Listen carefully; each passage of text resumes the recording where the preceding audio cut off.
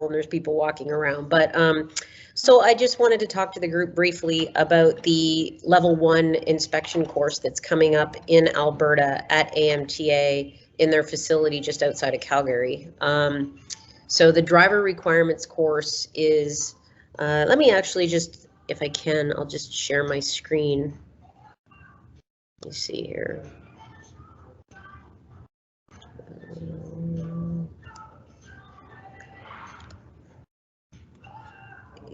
Can you see my presentation there? Looks good so far. Okay. So it's easier for me to just talk about it and then you can look at it on the screen. So the course is basically, I used to work in Ontario, Canada for 30 years, and now I work with CVSA. But while I was in Ontario, I chaired the vehicle committee with CVSA for over 10 years. And quite often we would have conversation in the committee with the industry folks specifically. They always wanted to attend the same level 1 inspection course that the inspectors go through to better understand the regulations, to better understand what's required of them, what their drivers are going to go through at roadside, et cetera, et cetera. So it's not possible for the industry to go to the same courses as the inspectors do. But when I started at CVSA, more than half of our membership, probably now about 65% of our membership, is in fact industry folk. And so when I started at CVSA 5 years ago, I went to the board and asked if I could develop this industry course specific to folks like yourselves to better understand the regulatory requirements and to understand what inspectors are taught for 2 reasons. One, to know what inspectors are supposed to be doing, and if in fact they're not, then you can follow up with the agency to determine why things were done differently than how they were trained. So the course is a 2-week course. However, for the purposes of the industry, I split it into 2 separate, completely separate weeks for 2 reasons. One, I understand from an industry point of view that it's difficult for any industry person to take 2 weeks from their operations to attend a course. But more importantly, most industries, they will have people that work in the back office that are more interested in driver qualifications, the electronic logging device rules, federal hours of service, and documenting and keeping annual inspection reports, trip inspection reports, etc. So that's the driver requirements course, and it covers the first 13 steps of a level 1 inspection. And then further to that, from step 14 to 37 of the level 1 is basically from the start of the truck, counterclockwise around the truck, under the truck, and completing the inspection. Generally in a larger, particularly larger trucking companies, that would be more your fleet people, your mechanics, people like that. So it's not always the same person. So that's one of the basic reasons why I split it into 2 parts. And I never have the courses back to back for that same reason, because in a lot of cases, I do see the same people twice. So Andy approached me a couple of years ago and wanted a Canadian course. So this course I first developed under American rules and have been teaching it now since 2018. Had several classes in the United States, but through COVID, I had the opportunity to sit down and create the Canadian version of this same course. So Andy is the one that approached me and wanted to host the first one. So we're having the first one the 2nd week of January. And both of them are in Rocky View, Alberta.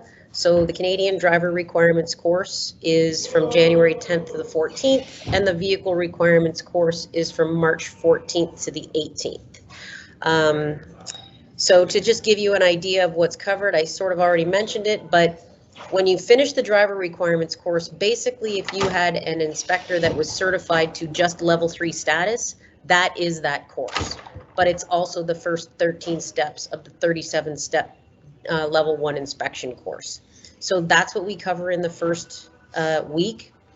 And it covers things like orientation. And I will tell you that, you know, it's pretty fundamental at the beginning, but what our industry folk wanted with CVSA, they wanted to know exactly what inspectors go through. So every time I taught the course, and I still do, I send out a survey monkey to the people that were in the course asking, was there information in that course that wasn't necessary? Not enough information? Is there something you want me to pull out of the course to make it shorter? I have yet to hear anybody tell me to take anything out. I have heard people ask me to put more in, but if I put more in, it will definitely be longer than 40 hours of information. So you'll see here in these bullets some of the information, well, pretty much all of the information that's covered in the course. I will tell you the bulk of the time frame is in the hours of service and record of duty status area. Hours of service in Canada is far more complicated than it is in the United States. So it's very time consuming. And when inspectors go through their driver requirements course, it probably takes them 2.5 days to get through that section, because it's not just going through the regulations, it's putting pen to paper, working through graph grids, coming out and really understanding day rules, north of 60, south of 60, deferrals, all the different things that a lot of drivers stay away from, and a lot of motor carriers stay away from it because they don't understand it well enough to ensure that they're complying. So that's the first part. And then the vehicle requirements course, like I mentioned, is step 14 through 37. And that would be completion of the level 1 inspection. It is from March 14th to the 18th. And it covers, like I said, starting at the front of the tractor, working around counterclockwise, going underneath, and then finishing off the inspection. So it covers all kinds of components like you see here on this slide. It references NSC Standard 11B. So, for instance, I know in Alberta, there's a roadside regulation that Alberta inspectors use when they're inspecting trucks. Similarly, in Ontario, Manitoba, British Columbia, etc. But all those regulations are based on NSC Standard 11B. So when we teach inspectors out of the gate, because it's a Canadian course and it's a certification course for the country, the regulation or the standard that's referred to is NSC Standard 11B. Then we cover the out of service criteria. We go through inspection procedures, any operational policies that CVSA has that are reflective of Canadian regulation. And by the time we're done, you should have a good idea on how a level 1 is conducted at roadside, how it should be conducted. CVSA's main objective is to make sure if you are inspected in Alberta, you should be being inspected the same way in Michigan. That procedure should be the same. The out of service should be the same. The only thing that varies is the regulations that are used inside of that, inside the confines of that province or state. So I always attempt to, when I have these courses, to have somebody from the state present to ask any state-related questions. So I've done the same in Canada. If any of you are familiar with Sergeant Brian Daviduke, he has received authorization to come to these courses. So he will be there. He is from the Alberta Transportation Solicitor General. So he will be there to answer any specific Alberta questions. And my co-instructor for the course is Alf Brown, who used to work in Ontario. He then worked in Alberta, but has since retired.